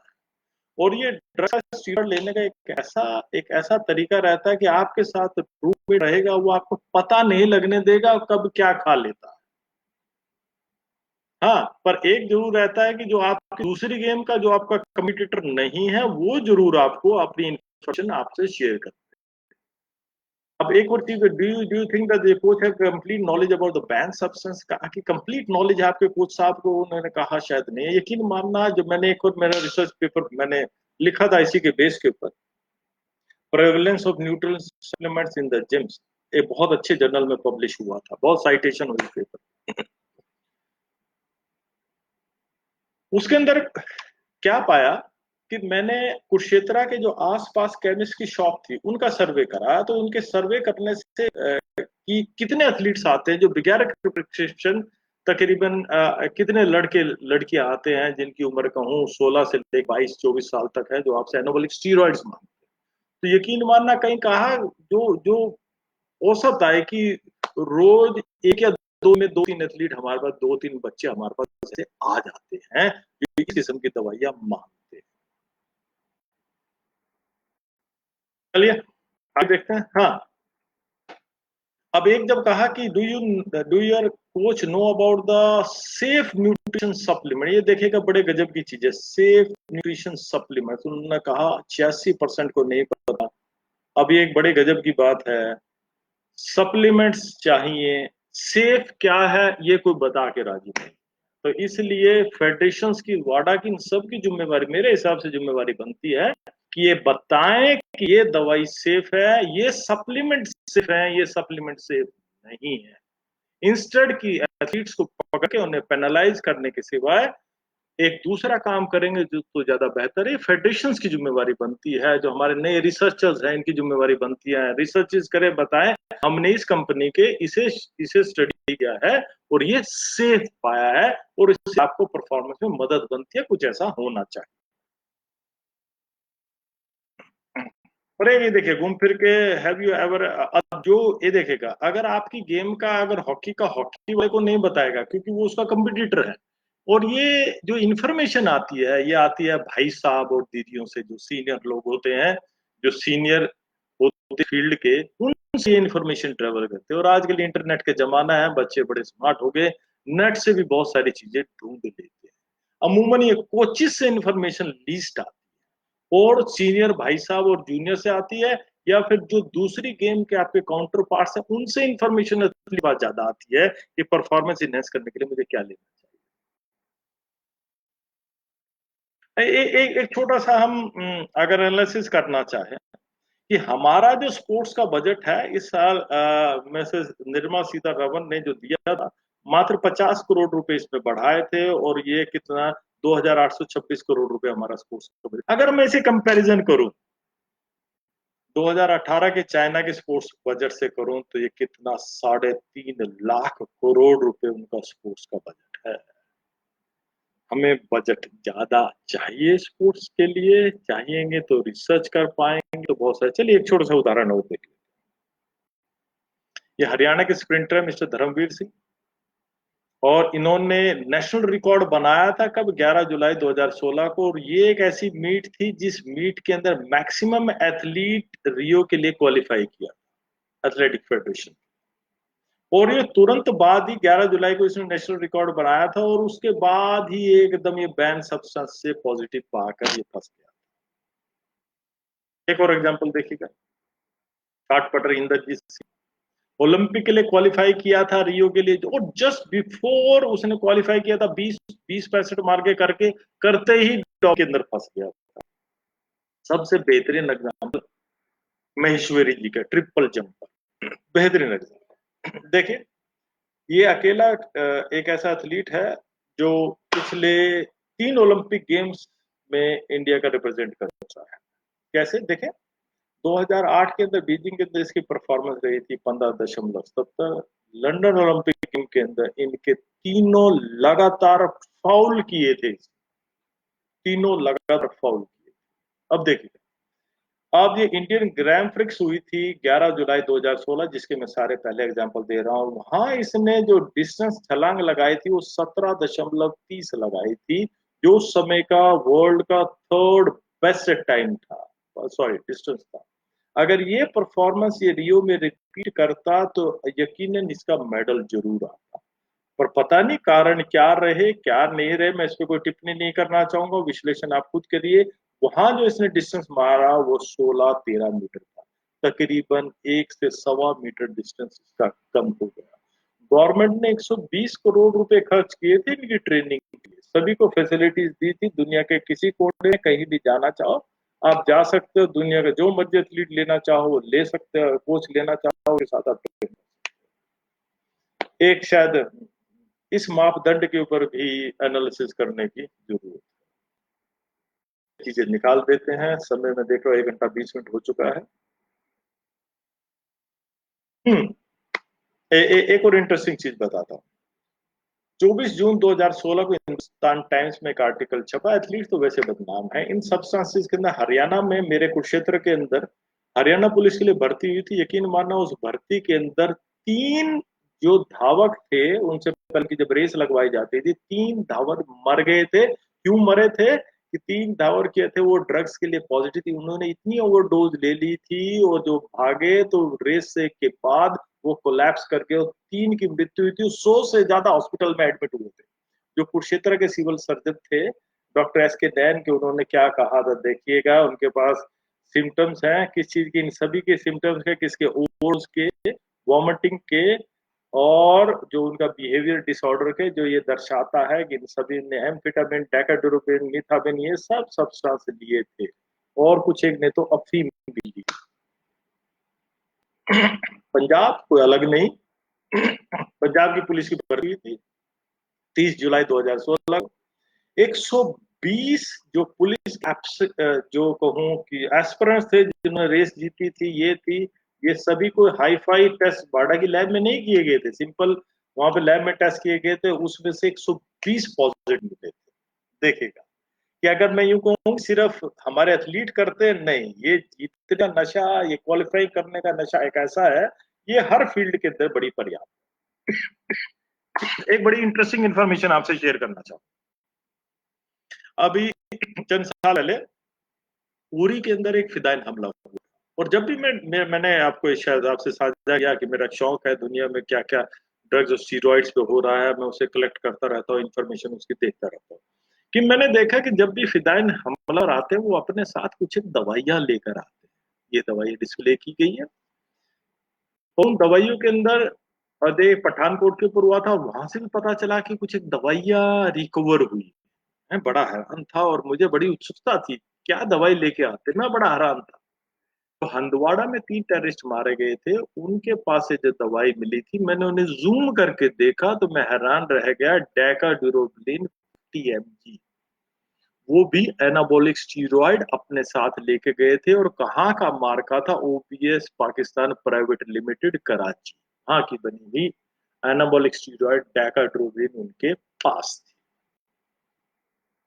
चलिए, ये कुछ एक फोटो आप लोगों को बड़े आम नजर आ जाएंगे जब भी आप जिम में जाएंगे या आसपास की दुकानों को। एक और मैं छोटे से उदाहरण देना चाहूंगा कि अगर आप अध्ययन करें कि आपके आसपास के एरिया में ये जो सप्लीमेंट्स की दुकानें कितनी तेजी से बढ़ी हैं, शायद ये एक ऐसा बाजार है पिछले 5 साल में जितनी रफ्तार इस सप्लीमेंट के बाजार ने पकड़ी है, शायद किसी ने नहीं पकड़ी हो।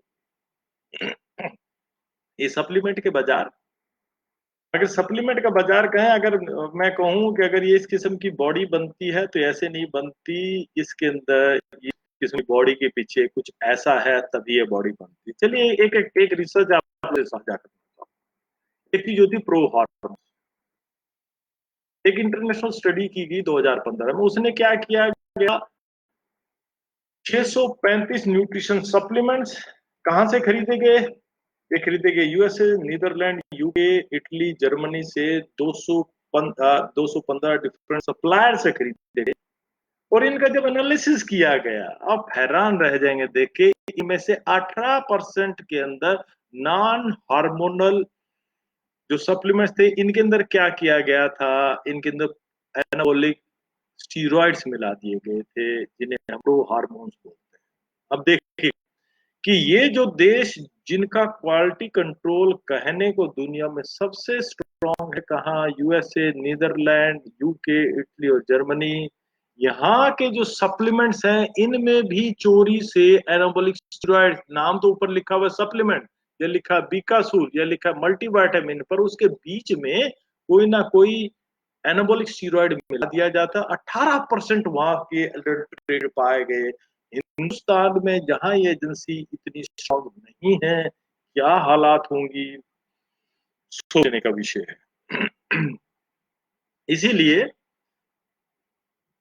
अब जब भी कभी मैं ग्राउंड में विजिट करता हूं, मैं हैरान रह जाता हूं कि आजकल जो अच्छे सेंटर चल रहे हैं, जो स्पोर्ट्स के अच्छे सेंटर चल रहे हैं, उन्हीं सभी सेंटर्स के ऊपर इन्हीं सप्लीमेंट वालों के एजेंट्स या इनके मार्केटिंग वाले लोग घूमते रहते हैं कि हमारी ये दवाई ले लो, हमारी दवाई ले लो, इससे परफॉर्मेंस बढ़ेगी। उनसे कोई ये सवाल नहीं करता आपके पास क्या साइंटिफिक प्रूफ है, क्या साइंटिफिक स्टडीज है जो प्रूव करती हैं कि आपकी दवाइयों के अंदर नॉन हार्मफुल सब्सटेंसेस नहीं मिलाए गए हैं और ये परफॉर्मेंस को इंक्रीज करेंगे। और आप जब भी आप जिम में चले जाएं, जिम के रादर किसी भी जिम में चले जाएं, तो उसकी जो रिसेप्शन के ऊपर ये डब्बे रखे हुए, क्योंकि इन डब्बों में बहुत मोटा मार्जिन रहता है, और इनके अंदर आप देखेंगे कि ये आप खाएंगे, आप ऐसे बॉडी बिल्डर ऐसे बन जाएंगे, मसल जाएंगे। इनके अंदर बहुत ज्यादा चांसेस ऐसे रहते हैं कि प्रो हार्मोन्स मिले होते हैं।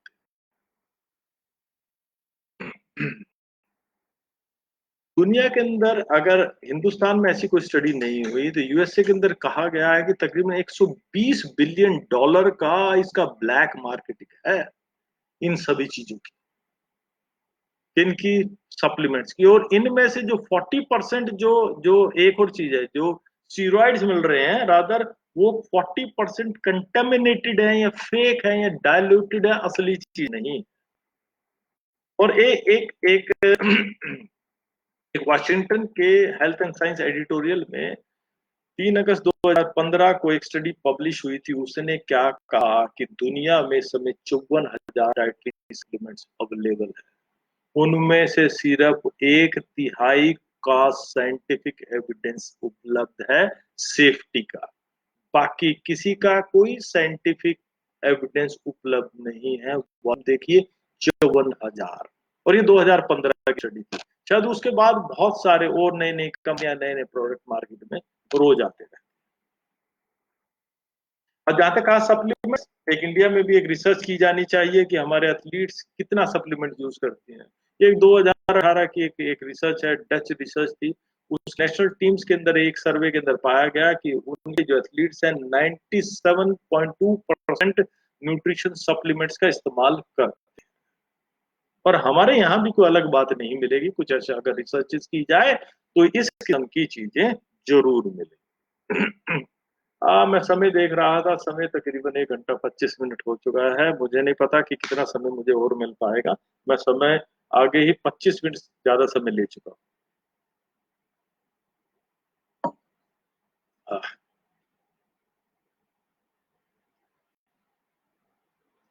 चले, इसी बात और कर, मैं ज्यादा 5 मिनट में कोशिश करूंगा इसे सम अप कर।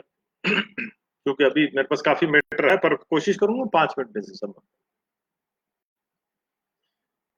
कुछ एक स्लाइड निकाल देते हैं, कुछ एक स्लाइड साइड निकालते हैं।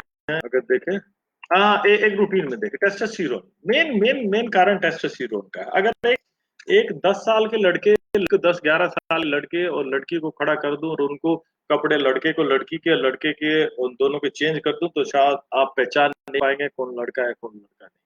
पर उसके बाद 10-11 साल तक दोनों एक जैसे थे। पर उसके बाद ऐसा क्या होता है, उसके बाद आता है ये हार्मोन जिसे बोलता है टेस्टोस्टेरोन। और ये इधर मेल्स में टेस्टोस्टेरोन और फीमेल में ईस्ट्रोजन, और ये उन्हें मेल बना देता है और उन्हें फीमेल बना।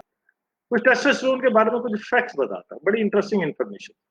टेस्टोस्टेरोन क्या है? फैट बर्नर है, वेट लूज करने में मदद करता है। आप देखें, अगर आपने चारों तरफ देखें, एक 12, आप अगर देखें 16 से 22-23 साल का कोई बच्चा विदाउट एक्सरसाइज करे भी आपको बहुत पतला मिलेगा, कभी मोटा नहीं मिलेगा, कभी मोटा नहीं मिलेगा। क्योंकि उस समय में टेस्टोस्टेरोन की जो सिक्रेशन है बॉडी में पीक पर होती है। और जैसे कि मैंने बताया, टेस्टोस्टेरोन फैट बर्नर है, बॉडी में फैट डिपॉजिट नहीं होने देता।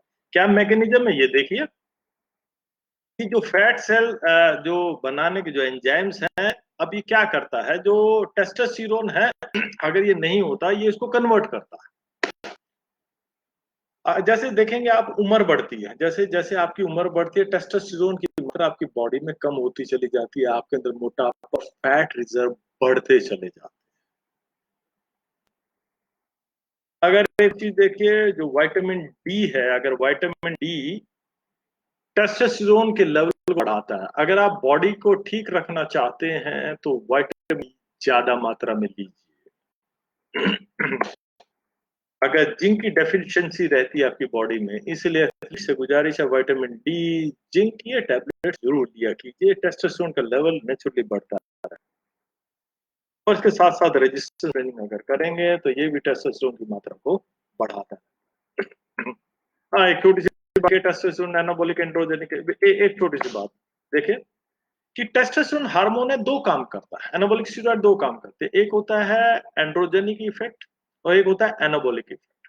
जो एंड्रोजेनिक इफेक्ट है उसके अंदर क्या होता है, आपके मुंह के ऊपर फेस के बाल बढ़ते हैं, आपके बाल बढ़ते हैं, आपकी आवाज भारी हो जाती है, आपके जेनिटल ऑर्गन्स की अलग किस्म से डेवलपमेंट होती है। और दूसरा होता है एनाबॉलिक इफेक्ट। एनाबॉलिक इफेक्ट में क्या, प्रोटीन सिंथेसिस होता है, भूख बढ़ती है, हड्डियां बड़ी होती हैं, आपके मसल मास बढ़ता है, तो ये सारे काम होते हैं। एक हार्मोन इफेक्ट दो, एनाबॉलिक एंड एंड्रोजेनिक इफेक्ट। अब साइंटिस्ट जो एक चीज कर पाए, कि आज तक ऐसा नहीं तैयार कर पाए, कि ऐसे कोई दवाई नहीं तैयार कर पाए कि दवाई लूं उसके एनाबॉलिक इफेक्ट आए, एंड्रोजेनिक ना आए। अब आप देखेंगे कि बहुत सारे जो फीमेल एथलीट्स हैं, जैसे मैंने आपको दिखाया था वो पहले, सेक्स चेंज हो गया, कि आवाज भारी होगी। तो ये सारे अगर देखें, ये सारे क्या है, एंड्रोजेनिक इफेक्ट है। लेते हम दवाई एनाबॉलिक इफेक्ट के लिए हैं, पर वो एंड्रोजेनिक इफेक्ट भी बॉडी में साथ के साथ आ जाते हैं। आज तक साइंटिस्ट वो अलग नहीं कर पाए कि सिर्फ यही इफेक्ट है।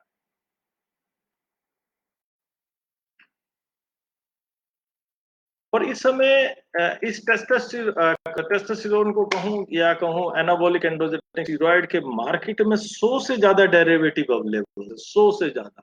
और ये अगर कहें दो किस्म से मिलता है, कहें कि फैट सॉल्युबल, वाटर सॉल्युबल, और जो और ये तो नोन तरीके हैं। जो डॉपर्स इस्तेमाल करते हैं, जैसे मैंने आपको बताया, वो पैच थेरेपी इस्तेमाल करता है, जैसा एक रॉडनिकॉफ ने डेवलप किया था कि अल्कोहल के साथ अगर मुंह के अंदर उसे थोड़ी देर रखा जाए, वहीं से अब्जॉर्ब हो जाता है। ऐसी बहुत सारी टेक्निक और लोगों ने डेवलप की। जो भी आप गोली खाते हैं, जो भी आप टेस्टोस्टेरोन, जो भी गोलियां खाते हैं, इस हार्मोन के डेरिवेटिव्स की गोलियां खाते हैं, ये सब वाटर सॉल्युबल। और ये जो वाटर सॉल्युबल्स रहती हैं, ये जो वाटर सॉल्युबल्स रहती हैं, ये क्या करते हैं, हमारे लीवर को डैमेज करते हैं। इसलिए आपने देखा होगा एथलीट, बहुत सारे एथलीट क्या करते हैं, ली 52 जरूर खाते हैं। ली 52 जब वो खा रहे हैं, वो बचना चाहते हैं, जो ओरली उन्होंने एनाबॉलिक स्टीरॉयड लिया है उसके इफेक्ट को कम करने के लिए वो ली 52 या सूस जैसे और सिरप्स लेते हैं। और जो ये ओरल सप्लीमेंट्स है, ये 3 से 4 वीक में मेरी बॉडी से निकल जाता है, और ज्यादा ज्यादा 4 से 6 वीक तक पकड़ा जाता है, उससे ज्यादा नहीं पकड़ा। और जब दूसरा आता है जो इंजेक्टेबल, जैसे मैंने कहा दुनिया भर के हमारे पास इंजेक्शन अवेलेबल, प्रोडक्ट्स अवेलेबल है। जो भी इंजेक्शन लगते हैं सारे फैट सॉल्युबल है। जैसे मैंने आपको पहले बताया था, बॉडी के फैट एब्जॉर्ब कर लेते हो, वो धीरे धीरे धीरे धीरे ब्लड स्ट्रीम में छोड़ते रहते हैं। और मैंने बताया, अगर कंपटीशन आज में लगा है, शायद आज इफेक्ट नहीं करेगा, 6 महीने तक उसके ट्रेसेस ब्लड में रहे। 6 से 8 महीने लग जाते हैं इसको पूरी तरह ब्लड से आउट होने के लिए। जो अच्छे एथलीट्स हैं, जो रिसर्चेस करते हैं, उन्होंने कुछ एक ऐसे प्रोडक्ट बना लिए हैं कि वो जो ट्रेसेस के अंदर नहीं है। ये कुछ एक प्रोडक्ट्स हैं जो मार्केट में अवेलेबल हैं।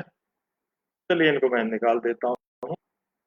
एक प्रोडक्ट्स है जो मार्केट में, एक सबसे बड़ा इशू आता है इनके शेड्यूल, कि किस शेड्यूल से लिए जाए। दवाई तो सबको पता है ये दवाई है, सबसे इंपॉर्टेंट चीज रहती है इसका शेड्यूल, क्या कैसे लिए जाए, ट्रेनिंग सीजन में कितना लिया जाए, ऑफ सीजन में कितना लिया जाए, कैसे इसे बंद किया जाए, कितने दिन पहले बंद किया जाए, क्या ये सब चीजें बड़ी टेक्निकल चीजें रहती हैं। तो दुनिया में बहुत सारी जगह इस पर काफी शोध हुआ है। और मैं इस प्लेटफॉर्म के ऊपर, मैं एक और चीज मैंने एक्सपीरियंस से पाया है। जब भी मैं इस प्रेजेंटेशन को देता हूँ कुछ, क्योंकि ये पब्लिक प्लेटफॉर्म पे है, अगर फिजिकल एजुकेशन के मेरे साथी केवल अकेले टीचर्स होते तो मैं जरूर बताता। मैंने अपने एक्सपीरियंस ऐसा पाया, जब भी मैं ये सब चीज बताता हूँ, एथलीट ये देखकर, ये शेड्यूल और ये दवाइयां देकर यही शुरू कर देते हैं, इसके करके ये करके मैं बेनिफिट हूँ। तो इसलिए मैं जान के चीज स्किप कर रहा हूँ। और मैं देख रहा हूँ तकरीबन 1.5 घंटा, 1 घंटा 35 मिनट के करीब हो चुके हैं, और अभी भी मेरे पास बहुत सारी चीजें बची थी, पर मैं क्षमा चाहूंगा कि मैं उन सब चीजों को कवर नहीं कर पाऊँ। और मेरे पास अभी तकरीबन तकरीबन यूं कहें तो तकरीबन 60 के करीब स्लाइड्स और बची हैं जो मैं आपसे share. Thank you very much for patience. Thank you everybody.